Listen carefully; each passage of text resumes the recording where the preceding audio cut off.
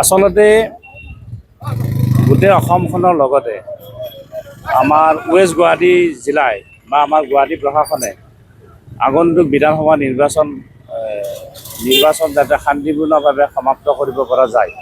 বা কোনো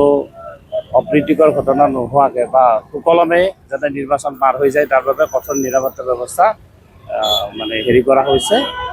আৰু বিশেষকৈ আমি নাকা চেকিং SST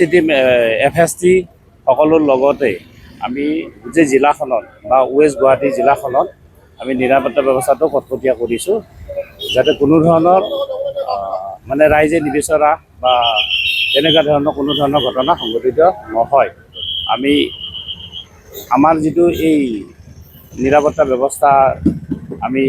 কৰি আছোঁ, ইয়াৰ ভিতৰত আমি বিভিন্ন সময়ত বিভিন্ন থানাই বা আৰক্ষী চকীসমূহে বিভিন্ন ধৰণৰ চুলাই মদৰ উপৰি IMFL